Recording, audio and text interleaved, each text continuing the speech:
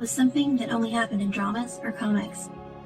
Never did I imagine that I'd actually find myself in such a situation.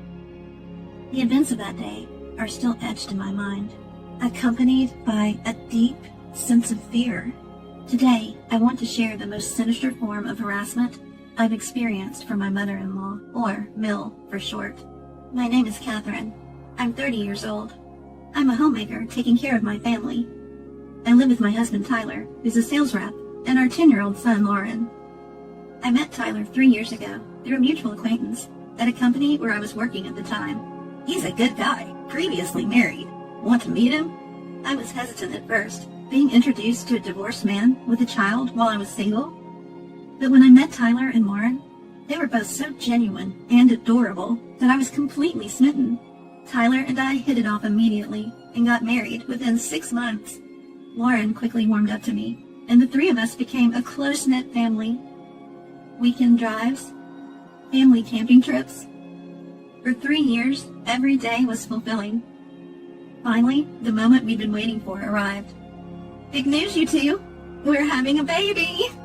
Really? Thank you, Catherine. Is it a boy or a girl? It seemed like we're expecting a girl. I couldn't wait to hold my own child in my arms. Let's do our best together. I'm going to be a new mom again. I talked to my unborn child every day. Everything was going smoothly.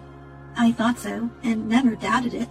Or so I thought, until my father-in-law, who had been seriously ill, passed away, and my mother-in-law started acting out. About 2 months after his passing, mother-in-law began summoning me to her home more frequently.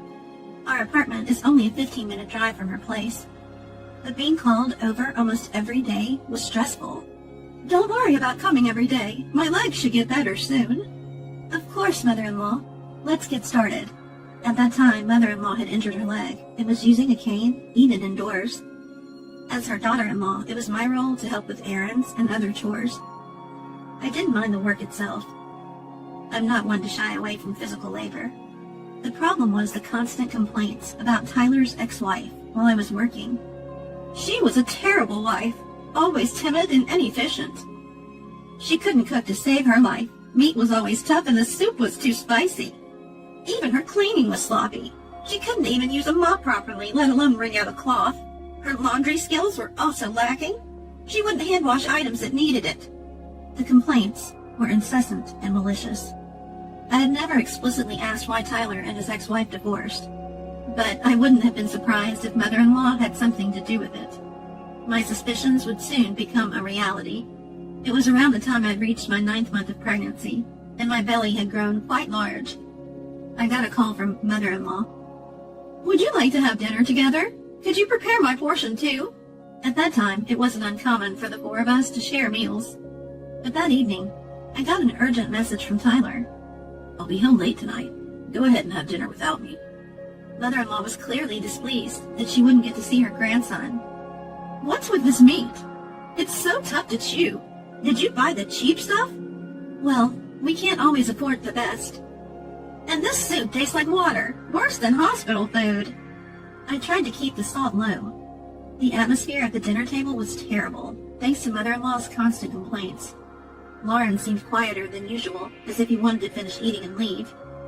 After dinner, while I was doing the dishes, mother-in-law started whispering something from behind me. The bigger your belly gets, the further Tyler and Lauren drift away from me. Mother-in-law, is something wrong? He used to rely on me a lot right after the divorce. I'm sorry, I can't hear you well over the water. Everyone's leaving me! Mother-in-law? You're in the way. You're not needed. I turned around to see mother-in-law raising a frying pan. Get lost, you worthless wife! What are you doing? Tyler's shout stopped mother-in-law in her tracks. Stop it, Mom! What are you trying to do to Catherine? Tyler had come home just in time. I was so shocked that my legs gave out, and I collapsed. Memories from the past few months flooded back into my mind. It started around my 6th month of pregnancy. Mother-in-law began visiting our home more frequently, making me constantly on edge. I never knew when she might drop by unannounced. I couldn't afford any slip-ups or oversights in my housework. Even my clothing couldn't be too casual. It was a series of restless days. Most of the conversations with mother-in-law revolved around my pregnancy. How's everything going? It's a girl, right? Is everything on track? So far, so good. I'm keeping a close eye on my weight. I was initially glad she seemed so concerned. At first, I honestly thought so. But as time went on, her behavior became increasingly unsettling. I had been strictly advised by my obstetrician to avoid excessive sugar intake. Too high of blood sugar levels could affect the baby. I thought I had communicated this to my mother-in-law repeatedly. Yet, she would say, "Here are some sweets I brought, and I got some fruit. It was on sale." It was hard to refuse when she offered them with a smile. And every time I did refuse, explaining why, she'd get clearly upset. As my belly grew, mother-in-law's interference intensified. "I can do the cleaning. You should relax, Catherine." Such offers seemed helpful at first, but when I looked around the room after she left, wait, where's our photo from last year's trip? The whole frame is gone. Important items would go missing, and quite frequently. "Oh, sorry, Catherine. I broke another plate." "It's okay, mother-in-law. Are you hurt?" "I'll clean it up." Dishes and glasses would get broken. My distrust of mother-in-law grew stronger and more irrepressible. Naturally, I talked to Tyler about it. "Do you think she doesn't like me deep down? I feel some hostility from her." "I'll subtly check it out. Sorry you have to go through this." Thanks to Tyler, who was always on my side, I managed to get by. Around my 7th month of pregnancy, my belly had grown significantly, and the strain on my back was increasing. Despite this, mother-in-law started summoning me to her house frequently again. She'd make me do chores, citing her aching legs or bad stomach as reasons. Sometimes she'd even say she was going out with friends and needed me to handle the housework. If I tried to resist, saying I was also struggling, she'd get furious. Pregnancy isn't an illness. How cold-hearted. What a disappointment. Doing the chores, even if they were tough, was better than facing her wrath. While I was enduring and doing the housework, she'd say, "Why the sour face? I'm making you exercise for your own good." She claimed that lying around all day was bad for both the baby and me. I understood her point, but I wanted to do things at my own pace. Unable to argue or show my feelings, I went through truly difficult days. If chores extended into lunchtime, I'd eat at mother-in-law's house. Sometimes she'd prepare lunch for me, but when she did, "Here you go. It's just store-bought, but it's not bad." The food she served was clearly spoiled. If I didn't eat it or pointed out it was rotten, she'd scold me. "If you don't like it, don't eat it. But after I went through all of the trouble of preparing it." She frowns and taunts me. No amount of apologizing would make her forgive me. During these tough times, Lauren was my emotional and physical support. "I can do the mopping for you. Bending over must be hard, right?" "Thank you, Lauren. You're a lifesaver." Lauren was a perceptive and smart kid, always helping me out. The only one who wasn't fun was mother-in-law. She always tried to win her grandson over. "How about some candy?" "Never mind, Catherine." She tried to lure Lauren with juice or an interesting cartoon. But Lauren would say, "I'm good, don't worry about it." Then she'd say something cold. The colder she was to me, the more she was disliked by her grandson. Of course, Tyler was always on my side. Whenever he had a day off, he'd visit mother-in-law's house and scold her multiple times. "Stop making Catherine do all the work and feeding her spoiled food." "I've never done such a thing. Tyler, you're being deceived." "What would Catherine gain from deceiving me?" "You're really losing it, Mom." "Are you saying I have dementia or what?" And so the relationship between mother-in-law and us deteriorated day by day. Around my 8th month of pregnancy, when I was mentally and physically drained, a stranger approached me while I was shopping. "Excuse me, you're Tyler's wife, right?" "I'm actually his ex-wife." Unexpectedly, I was approached by Tyler's ex-wife. She said she had something to talk about, so we went to a nearby cafe. Just like mother-in-law had described, Sophia was a quiet and reserved person. But what she told me was unbelievable, completely opposite to her demeanor. "She tried to take my life." "What? She tried to kill you?"